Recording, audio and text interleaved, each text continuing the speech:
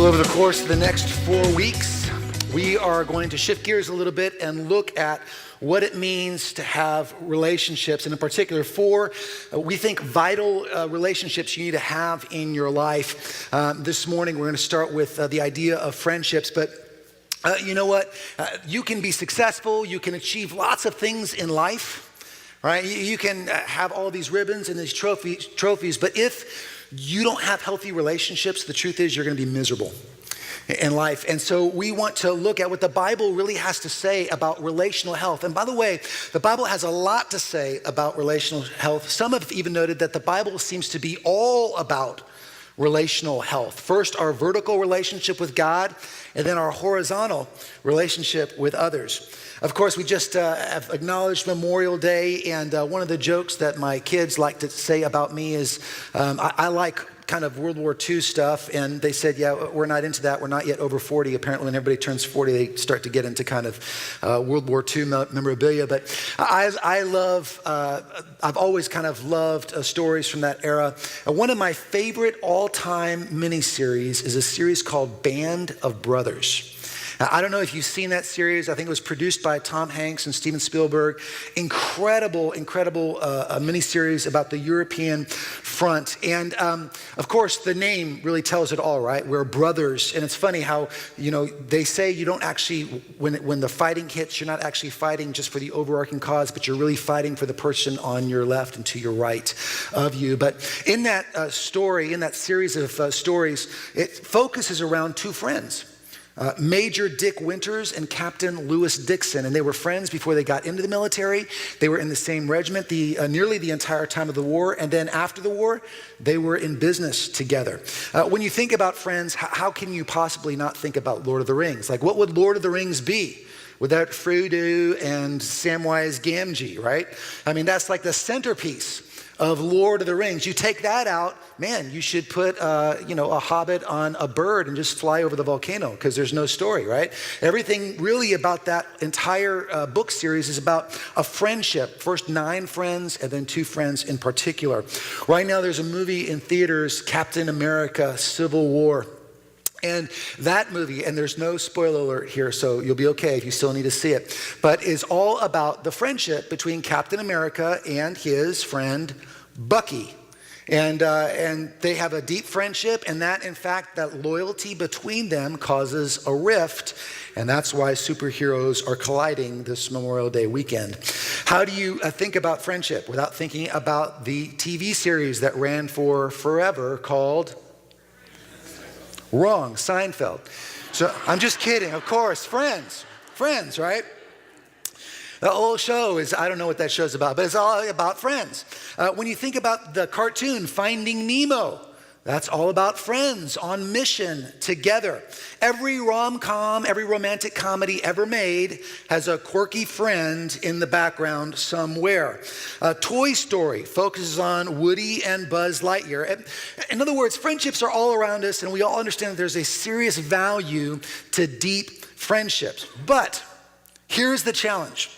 In this day and age, we live in a time where friendships, true friendships, are becoming rarer and rarer. We're becoming really more fragmented as a society, and there are more and more articles coming out about how not only does social media confuse the lines of friendships, well, we're Facebook friends. That means we're deep friends, right? Like, what are the lines there? But also what we project to others actually causes us to become more isolated and less intimate in our friendships. So people don't actually know how to make or keep a friend anymore. It's harder and harder for folks to recognize what a friend is. David Smith wrote a book called The Friendless American Male. There are some people that I meet, they say, well, Derek, I'm just so busy. I'm too busy for friends. In which case my response is, well, you're just too busy. Right? People confuse healthy and intimate same-sex relationships. This is how far it's gotten with homosexual relationships. Like, you can't even be a friend, a deep, intimate friend with someone of the same sex without someone going, oh, maybe there's something a little fishy going on there. And I didn't realize how pervasive this was until this last week. We were in the huddle, and we were looking at the text that we're about to look at with Jonathan and David. And, when I view the text, I view it from a cultural perspective. I view it from a theological perspective. And so in the culture of the day, none of the actions between David and Jonathan would have been considered homosexual. Okay. In fact, if you were to go to a funeral in Pakistan, I was just watching a documentary this last week, there'd be lots of touching and people would be kind of crowding in on you. And I'm very much the opposite of that. Like, get off me, like, give me some distance, right? In the West, we like our space. Right now, if you were to go to some places in the Middle East, you would see two men walking arm in arm throughout the marketplace. That doesn't mean they're romantically involved. It just means that they're friends. And yet, there have been modern theologians who have read into the text what they wanted to see and said, well, maybe David and Jonathan's relationship was a homosexual relationship. And in fact, the whole of Scripture indicates the complete opposite. If David had any issue, it wasn't a man issue, it was a woman issue. So this is how confused we are in society. People are becoming more fragmented, but we know that friendships are critical.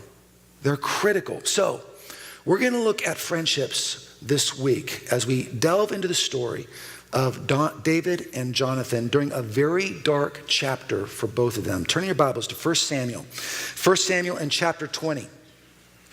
1 Samuel chapter 20. Some of you are going to want to go to your table of contents because you confuse where it's at. 1st, 2nd Kings, 1st, 2nd Chronicles, 1st, 2nd Samuel, what comes next, right?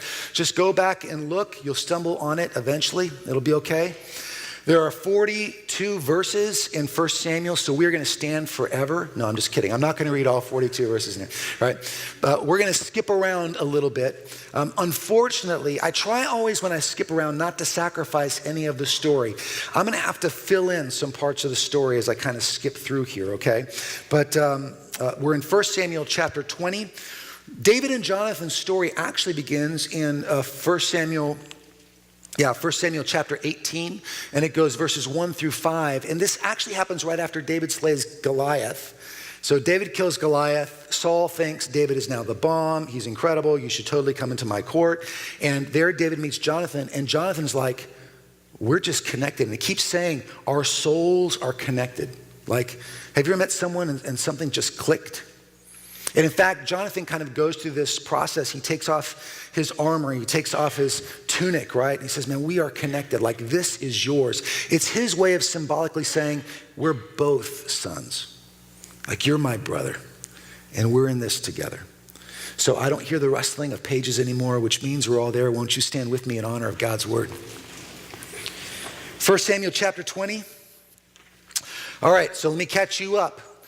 Chapter 18, they are friends, right? But things aren't going as well between Saul and David. Saul starts to get jealous. That jealousy is born out of fear. Saul tells David, I want you to go do something impossible. Maybe you get killed, and then you can have my daughter's hand in marriage.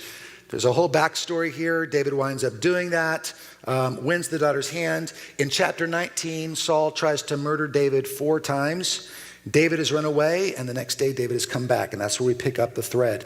Then David fled from Naioth in Ramah and came and said before Jonathan, what have I done? What is my guilt and what is my sin before your father that he seeks my life? And he said to him, far from it, you shall not die. Behold, my father does nothing, either great or small, without disclosing it to me. And why should my father hide this from me? It is not so. But David vowed again, saying, your father knows well that I have found favor in your eyes, and he thinks, do not let Jonathan know this, lest he be grieved. But truly, as the Lord lives, and as your soul lives, there is but a step between me and death. Then Jonathan said to David, whatever you say, I'll do it for you. And David said to Jonathan, well, look, behold, tomorrow is the new moon, that I should not fail to sit at the table with the king. But let me go that I may hide myself in the field till the 3rd day at evening. If your father misses me at all, then say, well, David earnestly asked leave of me to run to Bethlehem, his city, for there is a yearly sacrifice for all the clan. If he says good, it'll be well with your servant, but if he is angry, then know that harm is determined by him. Therefore, deal kindly with your servant, for you have brought your servant into a covenant of the Lord with you. But if there is guilt in me, kill me yourself, like make this a mercy killing. Kill me yourself, for why should you bring me to your father? And Jonathan said, far be it from you. If I knew that it was determined by my father that harm should come to you, would I not tell you? And then David said to Jonathan, well, who will tell me if your father answers you roughly? Like, what if this goes poorly? And Jonathan said to David, come, let us go out into the field. And so they both went out into the field. We're going to fast forward down to verse 16.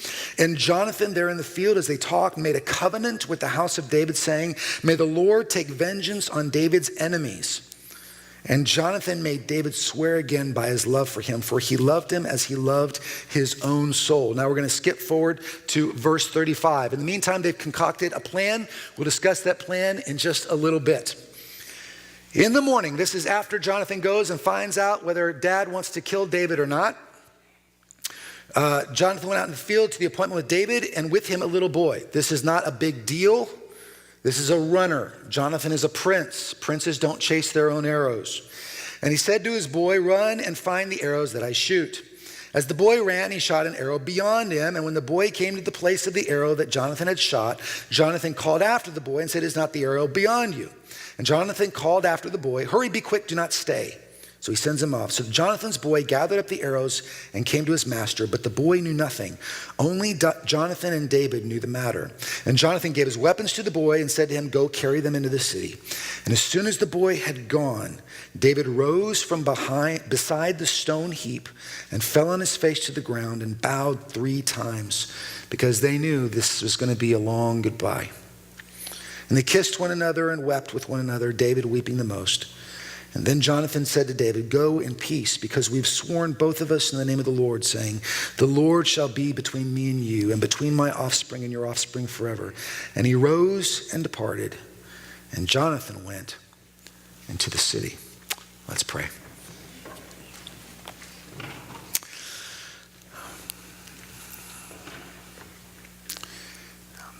Father God, this week as I was looking at this chapter, the thing that hits me the most is just how much the enemy loves to erode our relationships.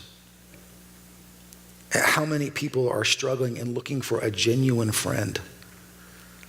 And how in the very beginning of time you walked and talked with us in the garden, that you were determined to be our friend. But not only that, but it wasn't good that we would be alone, that you decided we need friends in our lives. Oh, Father, forgive us for seeking, but maybe not doing all that we can do. And give us insight into the text this morning so we can be the kind of friend that your son was to us.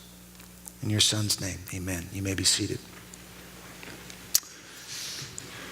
I mentioned earlier that I grew up in a military house. My dad was in the Army. He was an X-ray technician, and then he went from that into the ministry. And so I moved around quite a bit as a young man, all the way up until high school. And my sons, unfortunately, have actually moved around more than I did, and I moved around a lot. But my sister and I, there's only 2 of us in our family, and so we would go together. And anytime you get moved as a kid, you're always going to be the new kid in school. And so we learned to get pretty good at coming into a new situation and integrating pretty quickly. Now, my sister and I had 2 completely different ways of integrating. I never expected to make a friend, like to make a deep friend. I figured I would get 1 or 2 like best friends in my life. Okay, and so even growing up, that's kind of what I thought. I thought, well, plus I'm only going to be here for a few years anyway, so kind of, I'm just going to be friendly. And as a result of being friendly, usually it would kind of be, so what for the first 3 months, but I would pick up friends. My sister would come home like the second day, and she would look at mom, and she would be all cute in her dress, and she would do, this is what a lot of girls do. I don't know why they do this. She did this and smile, and she goes, I made 12 best friends today, right? And my sister always had like a group of best friends, okay? And sometimes they would rotate, like you weren't sure if they were always the same best friends. But she would go in and she would immediately, just for whatever reason, connect with all these girls, and they would have slumber parties. And anytime she threw a birthday party, a bunch of people would come over. And anytime they asked me, Derek, do you want a bunch of people to come over for your birthday? I was like, no, because they're going to eat my food. And I just want to have like, my food and my cake, So I would invite 1 or 2 people over. And that was kind of our expectations going through. Now, I've been very blessed in my life. I've got many deep, wonderful, wonderful friendships. But I was surprised to discover a number of years ago, about 15 years ago, that I wound up having kind of a best friend. And so, Jesus had the 12 disciples, and then there were 3, and then there was really one, if you think about James, right, who was so close to him and loved him so much. And for whatever reason, God just connected our hearts. And that's my friend Michael Geiger. Now, as it turns out, he's my best friend, and Silke, his wife, is Melissa's best friend. And honestly, the ladies, because girls sometimes just know ahead of time, they're like, we got to get our families together. And the guys are always like, yeah, okay, I guess we have to go. And so we would go and show up and be like, how you doing? I'm doing well. And make chit chat, small talk, right? But then what we discovered was we kind of enjoyed each other's company. And we were able to give the other person kind of space to just be them and just enjoy the moment. Like, neither one of us felt the pressure to have to fill up air with conversation. And as a result, we would actually talk a lot more. And so one day, I think both of us kind of came to the conclusion, man, you know what, push comes to shove, I think I would die for you. And so I'm serious. If Michael were to call me and say, Derek, I need you here, I would hop on a plane, no questions asked. There are some people in your life, they're just that important. And yesterday we had this beautiful picture of friendship, because there are some people in this church who have kind of grown up together. And so I watched as at least 3 families participated in the celebration of this major event of one of the kids in their families, and how all these families kind of bonded together to create this incredible moment. And that was really started by being on mission at a church together, getting together in a class, and then getting to know each other and investing in each other's lives over the long haul.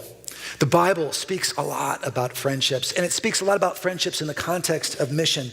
The only time we sing a song, I don't think it's here, but it's kind of famous in evangelical circles. I am a friend of God. I am a friend of God. I am a friend of God. He calls me friend. That comes from the New Testament, where the writer writes that Abraham was a friend of God. That's kind of a daunting thing to me. Jesus called his disciples friends. And if I'm really honest about it, I get a little uncomfortable with that. Like, I'm cool with calling Jesus master. I'll call Jesus Lord because he's those things. I'll bow at his feet. I love that. But when Jesus goes, no, man, you're my friend. Like, I wrestle with that, because I think maybe I'm not the best friend to you. I'm not as good a friend to him as he is to me. Because through the years, if I have walked with one person more intimately than anyone else, including my wife, who is my absolute best friend, right? But it's absolutely been Jesus. We've had conversations in cars. We've had conversations in fields. He has seen me at my very worst, and he has been a friend to me. The fact that he calls his disciples friends to me is staggering. I don't know how I feel about calling him a friend, but he does it quite a bit.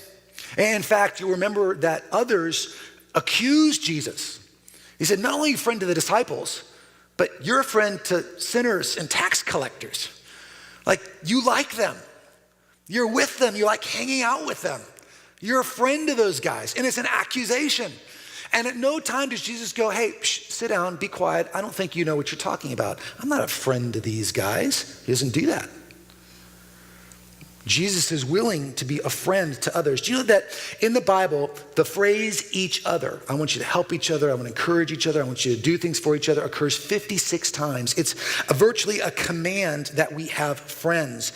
Luke 12, John 21, Jesus calls his disciples friends. James, right? There's this talk of friendship. Helen Keller, who's famously blind and deaf and dumb, said this: walking with a friend in the dark is better than walking alone in the light. Thomas Aquinas, the great theological mind, maybe one of the greatest minds in Christianity, said this: there is nothing on this earth more to be prized than true friendship. So I want us to talk this morning about same-sex friendships, mainly how to find, make, and keep a friend, okay, of the same sex. Now, I know that some people are like, I've never had a same-sex friendship. Like, Derek, I'm a guy. I've always had girls who were friends. Like, that's just who I connected with. Some girls are like, yeah, I never really resonated with my peers. All my friends were guys. I think it's healthy, and I think it's biblically strongly, if not recommended, almost commanded, that we have same-sex friendships. And so I'm going to talk about how do you find, make, and keep a friend. And this is something that you have to do carefully. This is Proverbs chapter 12, verse 26. It says, the righteous choose their friends carefully. In fact, say that with me. The righteous choose their friends carefully. One more time. The righteous choose their friends carefully.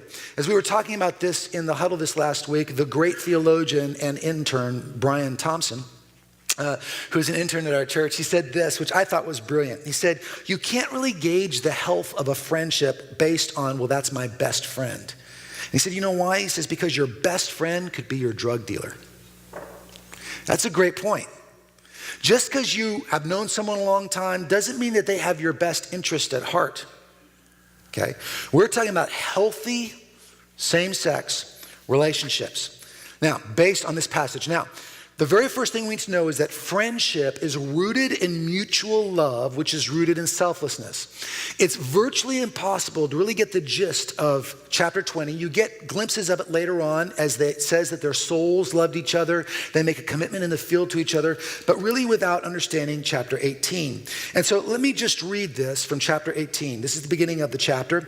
As soon as he had finished speaking to Saul, the soul of Jonathan was knit to the soul of David, and Jonathan loved him as his own soul.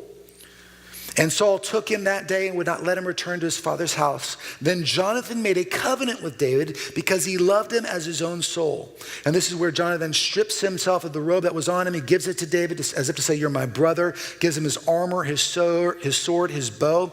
It's interesting that when David is on the lam from the king, which by the way is also his father-in-law, who does he go to? He goes to the father-in-law's son. Why? Because he knows Jonathan is actually selfless in his love for him. He loves him. And great friendship is not rooted in what you get out of it. Like, this is what I want from a friend and this is what you have to be. No, it's really rooted in the selflessness that I'm more interested in your success and in your future even than I am in my own. And remember, that really is the definition, the biblical definition of love. For God so loved, he gave. Right?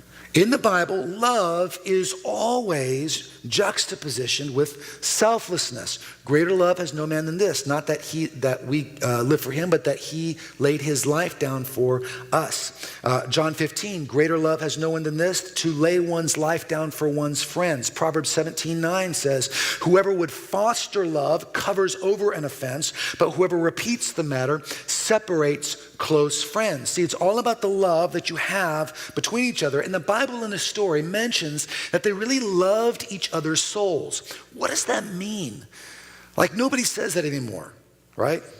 And it would be kind of creepy, frankly, if one of you decided to start a trend and just walk up and, Derek, I just love your soul. And be like, well, bless your heart. Go back to lunch. I don't know how to respond to that, right? Like, I love your soul too, okay? Right? But what is he saying? He's saying, look, I love the person that God has created you to be. And I'm interested in being selfless and selflessly dedicating myself to the health and the future of that person.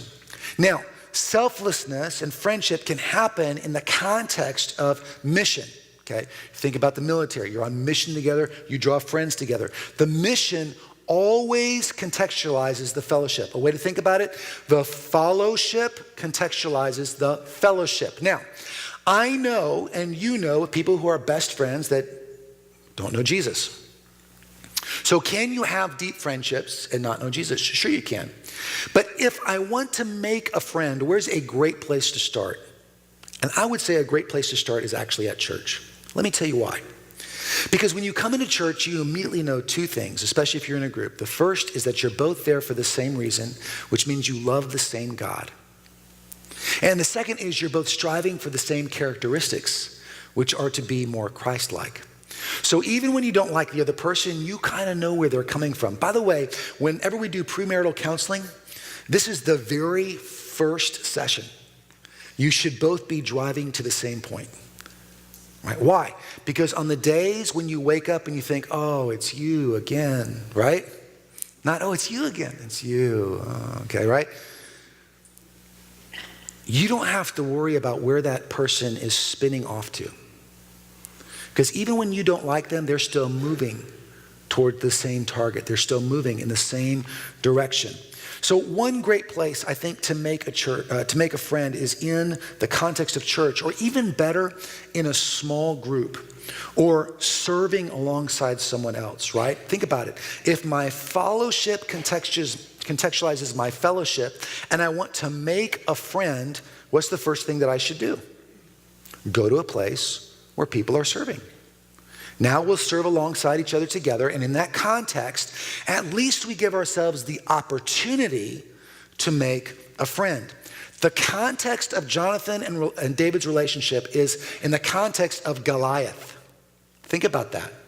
It's in the context of war. It's in the context of survival in the ancient world. And it's in that context that their friendship is really cemented. C.S. Lewis says this. He says, friendship is born at the moment when one man says to the other, "What? You too? I thought that no one but myself." Isn't that a beautiful phrase? What? You too? I thought that it was just me. That's when friendships are born, when you realize, but how do you get to know them? Well, you get to know them in the context of service. In order to make a friend, and you've heard this, maybe you've even given this advice, you have to be the kind of friend that you want to have. Now, you might want to write this down because this is a truth, okay? People are attracted to what you are, not what you want. People are attracted to what you are, not what you want. People are attracted to what you are, not what you want. Well, Derek, I want this kind of friend in my life. Derek, I want that sort of thing. Derek, I want them to be interested in me. Derek, I want this. It's great that you want those things, but people are attracted to the person that you are. If you are those things, you will attract people who are those things as well. And then what you'll discover is that because you are practicing those things, you actually want the same things. Are you with me?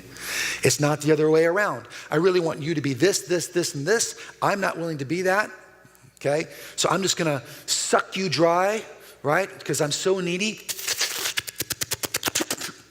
and spit you out like a raisinette, okay? That's just using people. That's not friendship, okay? People are attracted to what you are, not what you want. But once they discover that the way you are comes from a motivation, you'll discover that you actually want very much the same things. So instead of saying, I want that, who, ask, will I be that? Instead of asking, I want that, who, instead ask, will I be that? Here's the principle. Intimacy requires vulnerability. Intimacy requires vulnerability. This is hard for guys especially. Guys are pretty vulnerable with their spouses because there's nowhere to hide. It's like everywhere I go, there you are. Right? Give it enough time, there's nothing hidden. Amen? But with other people, with other friends, it's easy to hide. It's easy to put a show on. It's easy to put forward who you project or hope yourself to be rather than who you are. But intimacy requires vulnerability. It requires the capacity to go, I don't have this part figured out. I kind of don't know what I'm doing here. I blew it. You know, and staff, I talk about this sometimes, that I often have to come back and go, man, I'm sorry, I was wrong. Right? It's not that I'm out there trying to model that. Listen, if I could go through my life without ever having to say that, I would choose that path.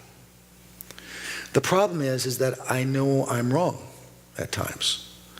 And that requires me to do the godly thing and not the thing that I want to do. So intimacy requires vulnerability. The second thing we notice here is that friends are able to disagree proactively. Friends are able to disagree proactively. Now, the first 4 verses of chapter 20 is an argument between David and Jonathan. Did you pick up on that? David comes back, he's out of hiding. He's like, your dad just tried to kill me 4 times. Literally, tried to murder me. No, seriously, chucked a spear at me.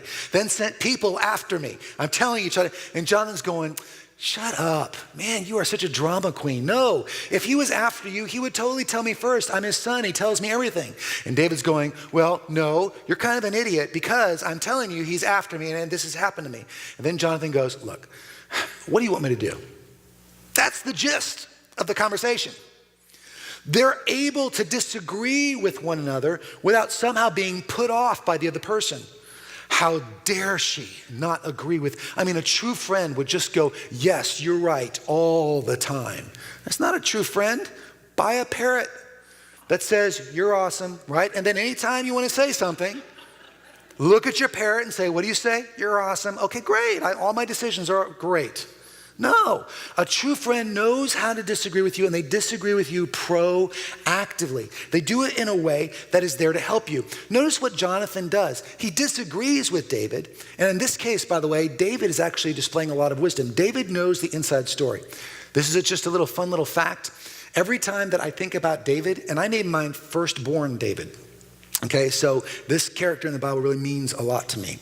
But I named him that because David was a man after God's own heart. And so every time I think of David, I think of the worshiper and I think of the love that David has. Maybe that's you.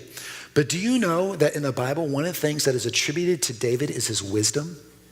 That he has a lot of practical wisdom. So when you go back through all the stories reading about David, you'll be surprised how often David's wisdom is a part of his character.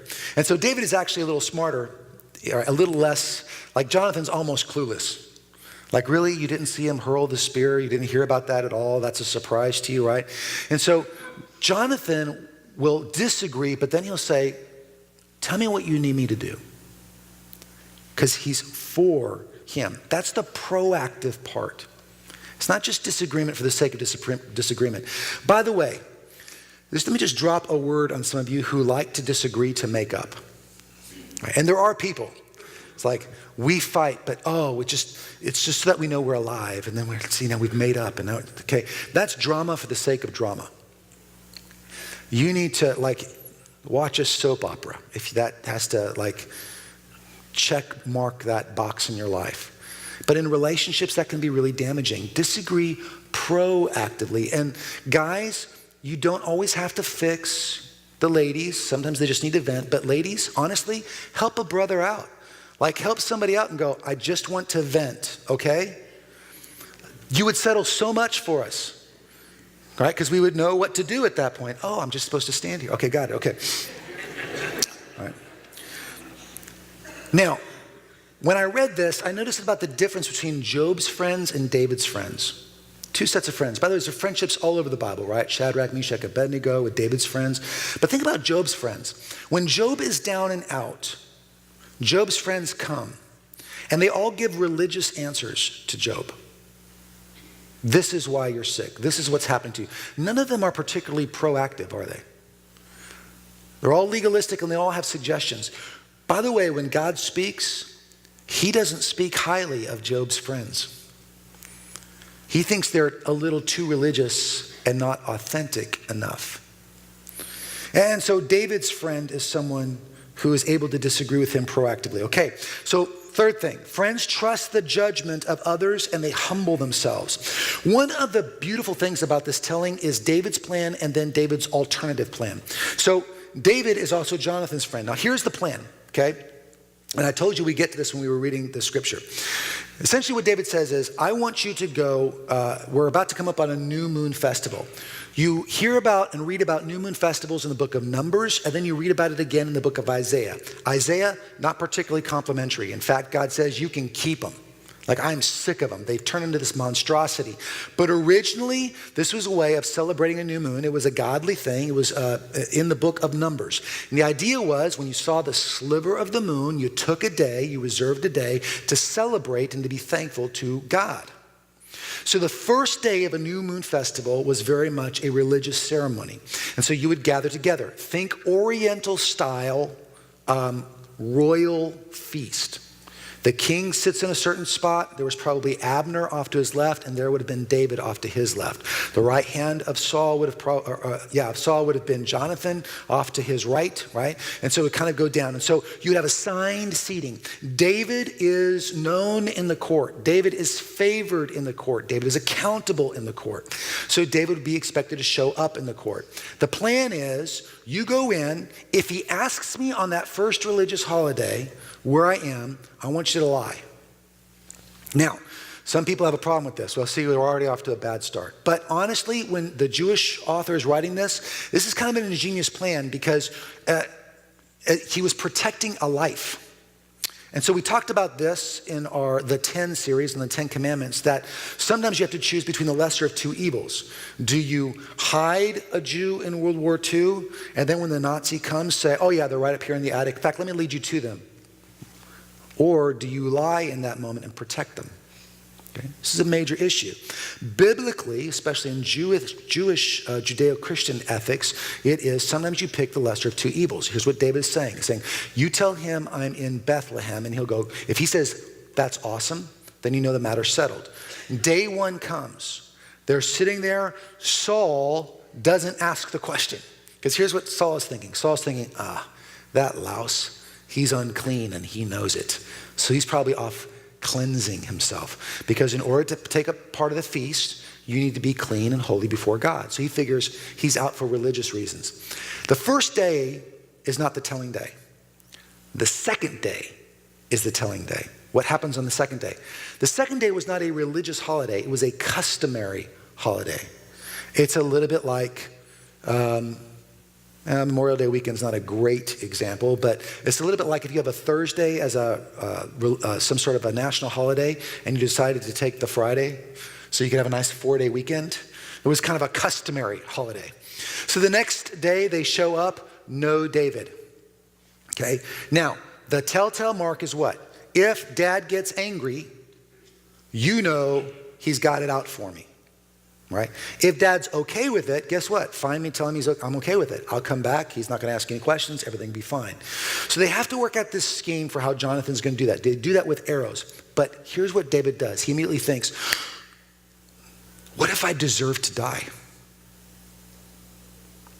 See, the author, I'm not the author, but the reader tends not to think that because we're reading from a third person. But remember, they're narrating what's happening in real time. And in real time, David doesn't know. Chapter 20 starts with, what have I done? Like, honestly, what happened in the context? Like, is your dad bipolar? What in the world is going on here? He's just angry all the time, and then he likes me and he doesn't like me, and I feel like we're breaking up and like getting back together all the time. And now he wants to kill me. And it occurs to him, what if I really did something? Have you ever had that thought? Like, man, what if it was me? Now, some people, they mitigate that by going, I don't know what I did, but I'm so sorry. Right? Like, I probably didn't do anything wrong, but I'm going to say sorry anyway, just to get it in there, bank it for another time if it doesn't count. But that's really not the idea here. David is really grieved because he's thinking, man, if I really deserve to die, then I'd rather die at the hands of someone who loves me than die at the hands of someone who may hate me. So Jonathan, would you kill me? It's a stunning alternative plan. It's not particularly dramatic, and Jonathan turns him down pretty much flat. But David really trusts the judgment of Jonathan here. It's interesting, the commentators say that this whole chapter is predominantly about Jonathan. It's not about David. David can't do anything. He's a passive observer. He's hiding in a field, right? Verse over. David is hiding in a field. We're not visiting David anymore. It now goes to Jonathan. Everything hinges on Jonathan's judgment. In the friends in your life, how much do you trust their judgment? Would you trust your very life on what they have to say? For friends want the best future for the other, and they risk and work to foster that future. Friends are reliable. They actually show up. Have you ever had someone say, I'll be with you in spirit? That's such manure, right? You can't be with you in spirit. You're either there or you're not there. Like, I'm just going to project myself. There I am. No, I get that you might wish that you were there and you're praying for them, but you're not with them in spirit. Come on now. Jonathan's actually putting his own life on the line. If Saul is willing to chuck a spear at David, you think he's going to be willing to chuck a spear at Jonathan? Absolutely. Guess what? He does. Jonathan's going to risk himself. Now, Jonathan gets angry, the text says. If you look at this chapter later on, it says he gets angry, fiercely angry. Well, I would too if, Dad tried to kill me. All right? But Jonathan's going to risk his life, potentially risk his inheritance. He's going to put everything on the line for his friend. Friends will do that for one another. Friends will be inconvenienced for the other person. Friends will personally risk for the other person. Do you know what you call someone who won't risk, someone who won't show up, someone who won't be there for you? You call that person an acquaintance. You don't call that person a friend. A friend will risk for you. A friend will be there for you. They're reliable. It's about commitment, not consumerism. It's about commitment, not consumerism. So here's the question on that. Whose future are you helping foster? Now here's the best illustration I can give for this. I've mentioned this before. Years ago, I was in Malaga, Spain for a men's retreat. We called it Bubba Fest because we're dumb. And we went into the mountains for Bubba Fest. There were no Bubbas there. I don't know. Anyway, so we go to the mountains of Spain, and there are sheer cliffs. I have a fear of heights. I've mentioned this before. I decided that year I wasn't going to have a fear of heights. So every chance I got, I would go off the high dive. I would take the high road. I would do everything, that involved heights. And I would just say, this year I'm not afraid of heights, right? And every time I would get that feeling in my feet, and every time I'd have to force myself to keep going. And sometimes I would get paralyzed. And on this particular occasion, a friend of mine who is a billy goat decides, let's go up there. And so he takes off, and I, with my little backpack, take off after him. And we find ourselves on a sheer cliff. Now, I am not exaggerating. This is not like a pastoral story, okay? When I tell you that it was a sheer vertical drop-off, the ledge I was on was about that wide. I was holding on to the top of the next kind of tier, this flat top for this pillar right about here. And I had 3 friends that were already up there sitting. They said, just pull yourself up. And I froze. I was like, no, I'm fine. This is all good. This is a really good spot for me to be. I can see you guys. And look, I'm taking pictures. Click. I didn't even look. I was terrified. And they said, well, just go ahead and go down the mountain. I said, guys, I can't move. I don't know what I'm going to do. Someone write my wife, my kids, tell them I loved them. I did the best I could. I was really afraid. These guys came down. One got on one side of me on this ledge. The other one got in front of me. In order to get back to the next step, you had to step. It was a simple step, literally like this, right? So I'm on this ledge, and you have to just this way, okay? But you can see between the 2 rock faces, straight down. Derek, just take a step. Just take a leap. I can't do it. Derek, trust me. We got you. Guys, I don't think I can do it. Well, guess what? Nobody's leaving this mountain unless you do it. I don't love you guys in the Lord like I should right now because of you putting this kind of pressure on me. Derek, I've got you by the shoulder. Derek, I'm here in front of you. Take a step. And so I did and lived. That's why I'm talking to you today. Okay. That's what a friend does. A friend risks. They get on the ledge with you and they coach you through it. Even when you can't find a way out yourself. Here's the final thing. True friendship is mutual and it's timeless. True friendship is mutual and it's timeless. We say this when we go through Mark chapter 1. Proximity is not intimacy. You can be in the same marriage bed, close in proximity with someone and be very, very distant. At the same time, you can be far apart geographically and be very intimate with one another. My friend and I are separated by continents. That doesn't in any way detract from our affection for one another. Okay? Proximity is not intimacy. This is the last time that Jonathan is going to see David for a long time. This is a long, hard, difficult goodbye. This is not a good news chapter. This is, I'll see you one day, my friend, kind of a chapter. David bows to the ground 3 times. It's the highest honor anyone can give. Jonathan makes a covenant with David. May your enemies, the enemies of you be God's enemies too. You know what he's in fact saying? If our house is against you, may God come after us. They'll meet up later, and Jonathan will have opportunity to go after David as he captures some people who are with him. And he's going to let them go purely because they're with David. And when Saul and when Jonathan die on a battlefield, it is David who weeps the most. See, true friendships are mutual and they are timeless. They don't have to be in front of your eyes to be real.